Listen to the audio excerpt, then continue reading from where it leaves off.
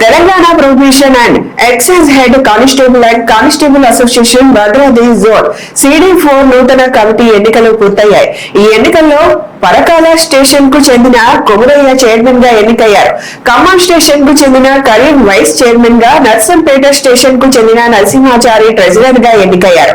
మొత్తం 45 మంది ఓటర్లు తమ ఓటు హక్కును వినియోగించుకోగా ఎన్నికల అనంతరం కొమురయ్యను చైర్మన్ గా ఎన్నుకున్నారు. ఎన్నికల అధికారిగా సిఐ రాజు బాధ్యతలు నిర్వహించారు. ఇక వరంగల్ కమిటీకి కూడా నూతన కార్యవర్గాన్ని ఎన్నుకున్నారు. అధ్యక్షుడిగా కె లింగేశ్వర్, వైస్ ప్రెసిడెంట్ గా ఎం శ్రీనివాస్, జనరల్ సెక్రటరీగా సత్యనారాయణ, ట్రెజరర్ గా సుధాకర్ తో పాటు పలువురు సభ్యులు ఎన్నికయ్యారు.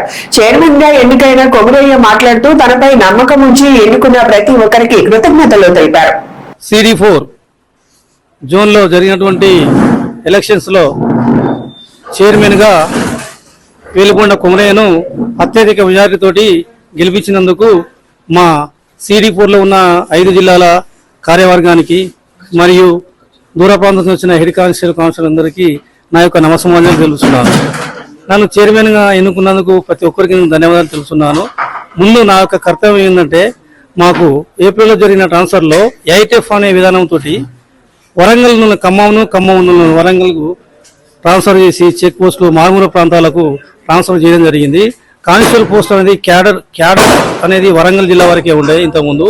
ఇప్పుడు 2018లో మన కేసీఆర్ గవర్నమెంట్ వచ్చిన తర్వాత ఏదో ప్రెసిడెంటల్ ఆర్డర్ తీసుకొచ్చి మా కానిస్టేబుల్ కానిస్టేబుల్ పుట్టకు చెట్టుకోళ్ళు చేసిండ్రు. నేను తదుపరి నా కర్తవ్యం ఏంటంటే, ఈ 8Fలో ఉన్న వాళ్ళందరినీ డిప్రెషన్గా వరంగల్ ఖమ్మం నా శాశక్తులను కృషి చేసి వారి స్థానాల్లోనే పెడతానని చెప్పి ప్రెస్ మీడియా మిత్రుల ముందు నేను వాగ్దానం చేస్తున్నాను. నేను అధికారులను, డిప్యూటీ కమిషనర్ను, నోడల్ డిపిఓలను, కమిషనర్ కలిసి నేను మా హెడ్ కానిస్టేబుల్ సమస్యలను సంక్షిప్తంగా నిర్వహిస్తానని చెప్పి ప్రెస్ మీడియా ముందు నేను ప్రత్యేకంగా తెలుపుతున్నాను. ఓకే, థ్యాంక్ యూ, ధన్యవాదాలు.